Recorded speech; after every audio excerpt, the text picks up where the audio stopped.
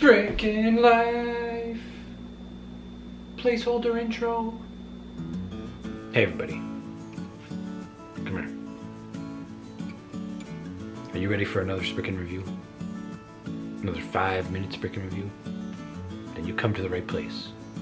Because I am your host, Mr.Spriken, and this is Spriken Studios. Yeah! And today we're going to be doing a review on the frame Arms Girl Baihu.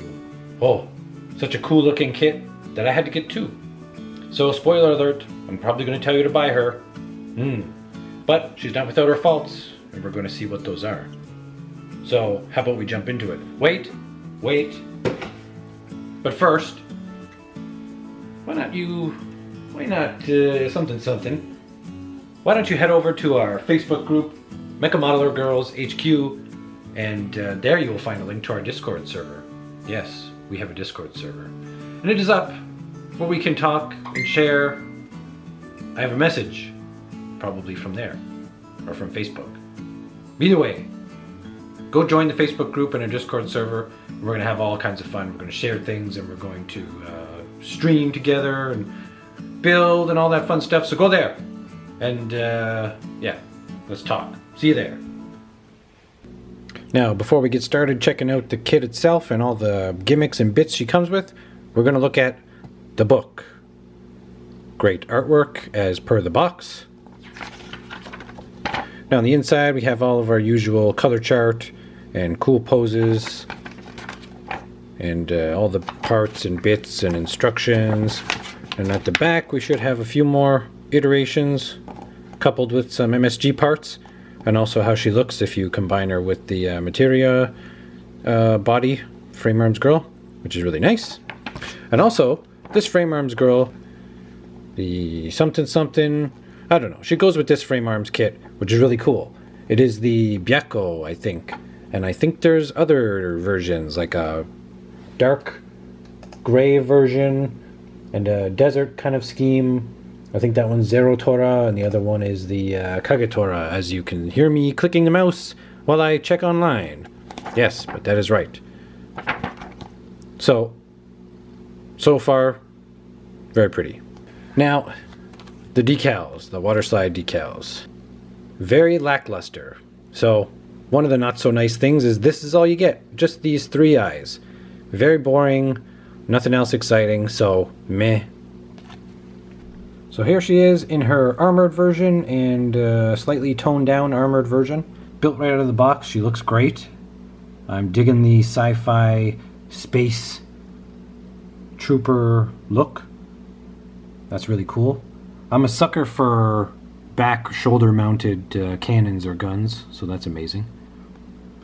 This, I don't know if it's a weapon or a communication device or what it is on her arm, is a really cool bit. Over here, her toned down version looks really sharp, really nice. The proportions are great. Those bows on her legs are a really nice detail. I like that it comes with those.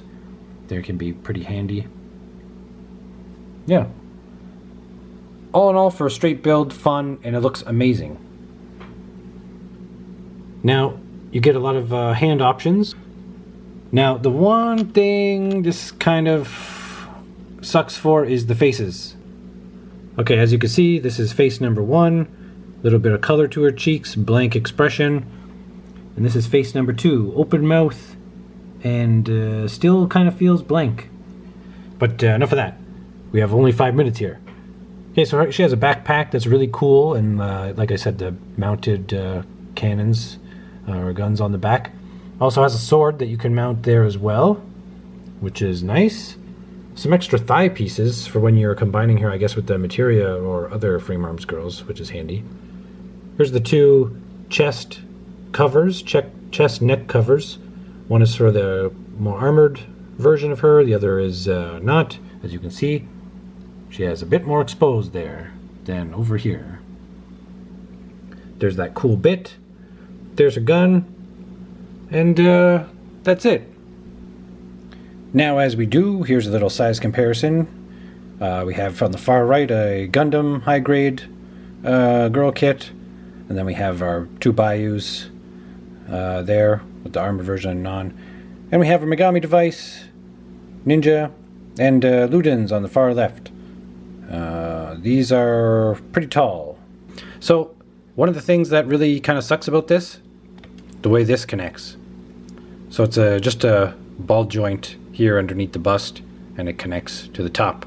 It makes her hips in this area have very little movement, obviously. The only arch or articulation you get is here, but it comes off pretty easily. So anytime you want to pose or do anything, it just gets kind of loose and then just comes off. So that you got to keep in mind. It's not going to friction fit the best, and you're going to be fussing with it a fair bit. So that is the one big strike against this kit that I would give. It's fairly significant, but it can be overlooked because it really is the only thing I can think of that's the downside. Other minor issues that would have connection issues is the pigtails. They're not as nice friction fit in there. Well, one of them is, but the other one isn't. That's no big deal. That could be fixed with paint easily. Other things that might come off when posing fairly easy, these back bits on her legs. Nothing too loose, but bear in mind when you're bending her leg, they could be forced off or pushed out. Arms and legs are great. Wrists on these things, wrist joints, typical. Can be loose at times and whatnot, but okay. Take a look at this cool feature on the shoulders. So we have this detail bit where the other armor part connects, and it slides up and down in this groove. Oh, that works quite nicely. It's very sharp, and it's going to be excellent with the moving of the ball joint there. But yeah, for some reason I like that. Really neat. Well, and there goes her torso. Now she has a port on the back that's different from regular frame arms girls to accommodate this cool backpack. And it plugs right into there. Now, as you can see, this part fell off here. This is the other loose part. So whenever you're adding things on and off, this thing can come off fairly easy, which can get annoying. And the last thing I'll say is her head. For some reason it's designed like this, with this little bit sticking out of it, and then it just fits in the slot of her neck, which we can't see because it's not focusing, but yeah, it just fits in there. There we go. You can kind of see there is a gap, which is a little bit annoying because it doesn't really go away. It can be hidden nicely with her armor, but still, I wish it would fit down a bit more snug. It seems like it should. What's really cool about this kit is that you can get a lot of different looks just with the parts that you have out of the box. So what's really cool about the helmet is you don't have to have the hair poking out. You can just take that off and have it as is, or you can take off the mandible jaw bottom part to it and it gives it a different look there. And also just the bits of armor on the shoulder pads you can also remove, or the breastplate. These things are nice to have, so you can have a little bit of a variety without needing to borrow from other kits. So that's really cool. Also the shapes that are involved, the round ball joints and things, they just give a very different and unique look to this frame arms girl than I'm used to with others. Now, once we get past the initial suckage of how her torso is connected, the upper torso from the lower, it's really, nothing else is going to really bug you about this kit, in my opinion. Overall, it's a great design, and the articulation is super smooth and easy. You'll get everything you want from it. The gimmicks are great. If you're not someone who likes to paint up your kits, the color scheme is already great. The pinks and blues, they all work very nicely together. There's a lot of areas where you can just put a panel wash on or anything like that. Or you can just weather her up. And I think it's going to be really easy and fun. So no fear if you don't paint. And for that reason, I give her a 7 out of 10 Spriken. So how'd you like the Baihu? Do you agree? Is she on your list of ones to buy? She's probably pretty difficult to get nowadays, I think.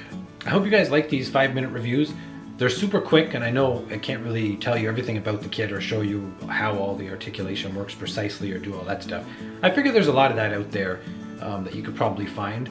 You know, sometimes we just want a little quick crash course. We want to see the kit quickly, get an opinion on maybe the most important things, and just see what's, you know, straight out of the box, and get it fast so we can just, you know, have someone push us in the right direction. So I hope that's what these can be for you. I will continue to do more and cover as many kits as humanly possible that I can financially afford. Also, fun fact of what else is coming to Spriken Studios soon. So we got our 5-minute reviews, we have our longer super painting, customizing videos, we have our nostalgia series. What else is coming? Something very important, which is going to be, can I do that? Or can I do that too? Yes, these will be very quick videos on painting techniques and different techniques to finish your kits. And it's going to be basically me, a newbie, someone who's very amateurish and doesn't know many things, most things, and I'm going to be doing things that I've never done before. Like, how do you do marble effects on your kits, make them look like stone or whatever? Or how do you do certain weathering, different things like that? Or how do I paint? How do I get better at this? Anything that needs to be done that maybe you guys are too scared to do thus far or have been apprehensive about, I'm going to do and show you that, look, you can do it. And if you mess up, it's no big deal. All these things are coming to Spriken Studios, so I hope you subscribe and like, and if not, just comment, say hi. That would be very much appreciated. Yes. This is Mr.Spriken, saying so a lot, and also, but I'll be back with a new video pretty soon. So thank you all for watching, and see you next time. Bye-bye. Ah, my knee!